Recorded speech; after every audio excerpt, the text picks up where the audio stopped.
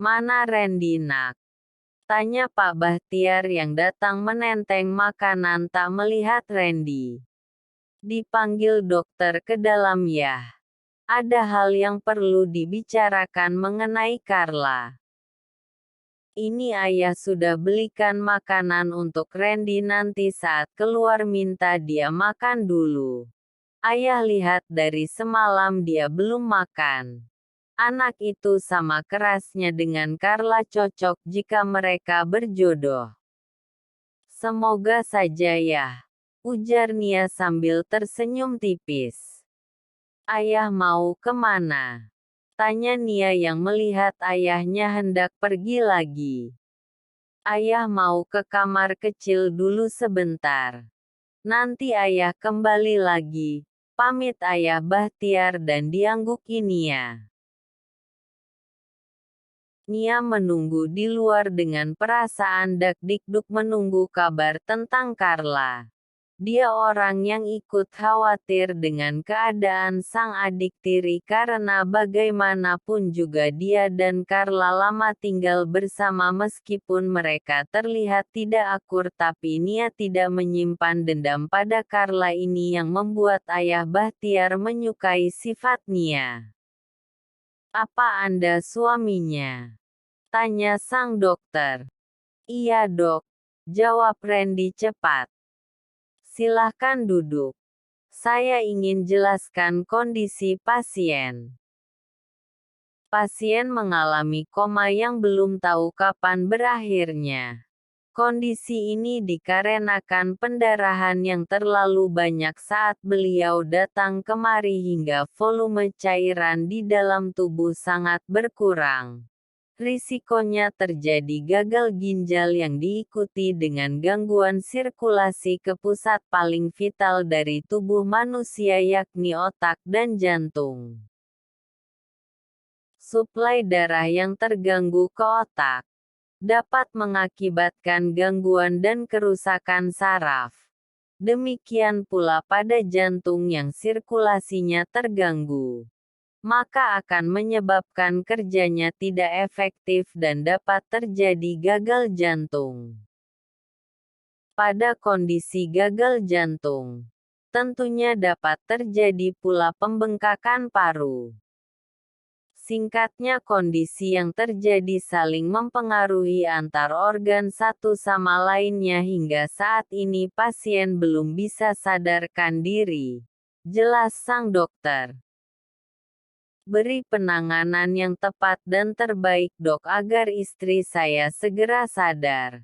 Saya sangat berharap pada dokter, pinta Randy memohon. Itu pasti Pak tapi kami tidak bisa memastikan kapan pasien akan sadar. Bisa saja 1 bulan. 1 tahun atau bahkan 2-3 tahun itu tidak bisa diprediksi. Bisa jadi juga lusa akan sadar, ucap sang dokter memberikan ketenangan pada Randy. Randy mengangguk pelan. Sebagai seorang dokter dia juga tahu jika pasien dengan kondisi demikian tidak ada yang tahu kapan akan sadar. Dokter hanya sebagai perantara bukan Tuhan yang bisa menentukan kehidupan seseorang. Untuk anaknya alhamdulillah kondisinya semakin membaik. Meskipun dilahiran prematur tapi anak tersebut cukup kuat. Dia mampu bertahan hingga sampai saat ini. Mungkin saat di kandungan sang ibu dia mendapatkan asupan yang cukup baik, ujar sang dokter lagi. Mohon bantuannya dok. Saya berharap banyak pada dokter. Kami akan terus memantau kondisi beliau semoga saja beliau juga kuat ya Pak bisa melawan penyakitnya dan segera sadar. Amin. Dok. Jantung pasien berhenti berdetak. Lapor seorang suster. Dek. Tubuh Randy seolah mati rasa bahkan dia merasa nyawanya hilang dari badan.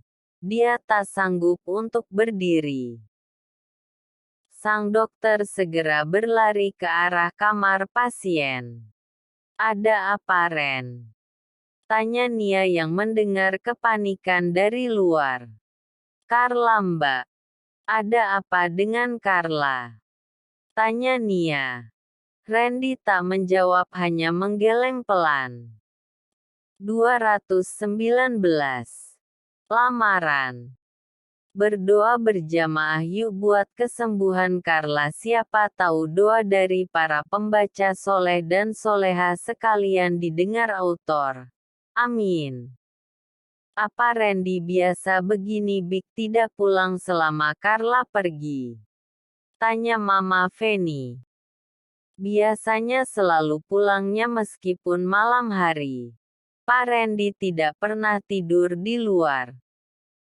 Tapi ini sudah 2 hari dia tidak pulang. Tidur di mana dia? Atau jangan-jangan dia bertemu Carla dan menginap di tempat lain bersama perempuan itu? Tidak mungkinnya kalau bertemu pasti langsung dibawa pulang ke rumah. Secara Pak Randy itu galau beratnya. Dia nggak selera makan. Nggak mau ngapa-ngapain, bahkan kerja aja jarangnya kalau nggak penting. Hidupnya uring-uringan sekarang. Lapor sang bibi membuat Mama Fanny berpikir sejenak dengan nasib anaknya ini. Apa saya cariin istri lagi saja ya Bik? Biar dia nggak galau. Bukannya Nyonya sayang sama Bu Carla. Itu dulu, sekarang sudah tidak, dia sudah menipu saya. Maksud Nyonya. Saya tidak mau ditipu Bik. Apalagi ini masalah besar. Masalah cucu. Sudah kelewatan. Sang bibi hanya terdiam karena Mama Randy terus mengoceh kesal. Mam Fanny mengambil ponselnya dan menghubungi seseorang. Siapkan saja Jeng, kemungkinan minggu ini saya akan pulang membawa Randy, kita langsungkan saja lamarannya. Dena masih mau kan jadi istri Randy? Iya. Saya jamin kali ini Randy tidak akan menolaknya. Dia sedang mengurus perceraian dengan istrinya, kalau sudah selesai kami langsung ke sana. Iya, soal seserahannya nanti kita bicarakan ya.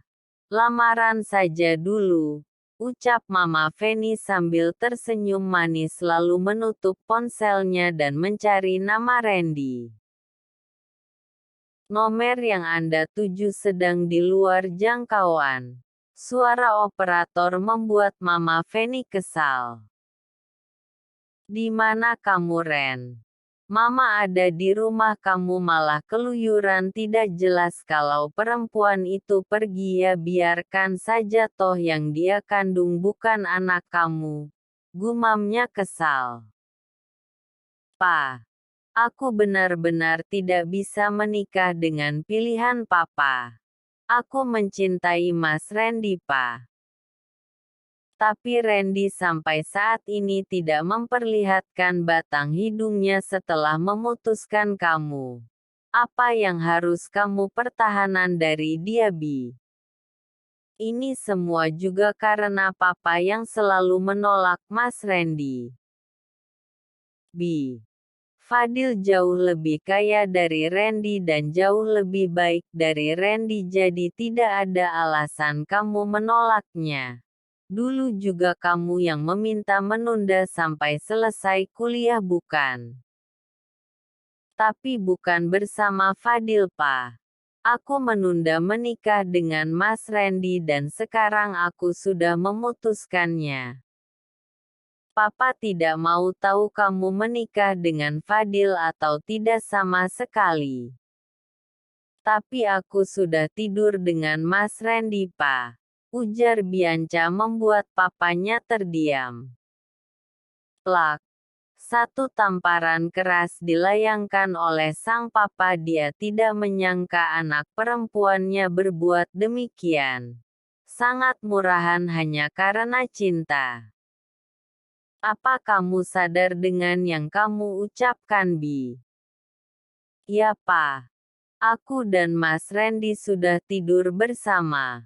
Bohong Bianca karena hanya ini satu-satunya cara agar orang tuanya percaya dan mau menikahkannya bersama Randy. Pa, bagaimana ini? Anak kita sudah tidak perawan lagi, Pa, isak Mama Bianca. Papa Bianca menghela nafas berat. Dia sudah berhutang banyak dengan keluarga Fadil dan mereka meminta Bianca menjadi menantunya untuk melunasi hutang tersebut, tapi sekarang justru Bianca berulah. Fadil tidak akan mungkin mau menerima perempuan kotor seperti Bianca. Aggkkk. Pekik Papa Bianca kesal lalu segera pergi meninggalkan Bianca membuat Bianca bernafas lega. Entah dari mana ide itu muncul tiba-tiba. Pasti papanya akan mencari Randy untuk meminta pertanggungjawaban dan memang itu yang dimau Bianca. Dia segera menikah dengan Randy. Randy. Keluar kamu. Randy. Dokter bejat, keluar kamu. Pekik Papa Bianca. Siapa kamu? Kenapa teriak-teriak di depan rumah anak saya? Orang gila kamu. Kamu yang siapa? Mana Randy? Keluarkan dari dalam. Randy tidak ada. Jangan bohong. Kamu siapa? Saya mamanya Randy. Kenapa mencari anak saya? Jangan buat keributan di rumah anak saya. Kebetulan berarti. Mana anak brengsek kamu itu? Suruh dia keluar, jangan jadi banci. Jangan sembarang bicara kamu. Pergi. Nggak ada sopan santunnya datang ke rumah orang teriak-teriak nggak jelas, usir Mama Feni. Jangan bicara sopan santun. Anakmu lebih tidak sopan memperlakukan anakku. Keluarkan anak bajingan kamu itu. Saya bisa lapor polisi karena kamu sudah mengganggu ketenangan saya ya. Jangan macam-macam kamu. Ancam Mama Feni. Usir dia Pak, ujar Mama Feni pada satpam. Sang satpam segera menarik tangan Papa Bianca. Jangan pegang saya. Saya bisa menghajar kamu. Ucap Papa Bianca pada satpam yang berusaha menariknya. Di mana Randy? Saya ingin bertemu lelaki bejat itu. Dia sudah menodai anak saya Bianca dan sekarang dia harus bertanggung jawab atas perbuatannya. Dek. Dada Mama Feni bergetar hebat. Lelaki di hadapannya ini Papa Bianca dan mengatakan Randy menodai anaknya. Apaan ini? Jangan ngaco kamu. Jangan sembarang bicara, anak saya seorang dokter yang berpendidikan dan juga berakhlak, dia tidak akan sembarangan dalam memperlakukan wanita. Tanya sama anak kamu. Keluarkan dia sekarang. Anak saya sedang tidak ada di rumah. Ada acara di luar kota. Jawab Mama Feni. Hubungi dia, katakan saya mencarinya. Dokter bejat dia. Marah Papa Bianca lalu pergi. Apalagi ini? Ada saja permasalahannya. Randy tidak bisa dihubungi lagi. Apa benar dia sudah melecehkan Bianca? Kalau benar bagaimana ini? Gumam Mama Feni khawatir. Banyak sekali masalahmu Ren tinggal di sini. Lebih baik pindah saja ke Surabaya biar tenang. Apa yang terjadi, Dok? Tanya Randy cemas. Detak jantungnya sempat berhenti sejenak tapi sekarang sudah kembali normal, Pak. Alhamdulillah. Dok, lakukan yang terbaik untuk istri saya, Dok, pinta Randy memohon.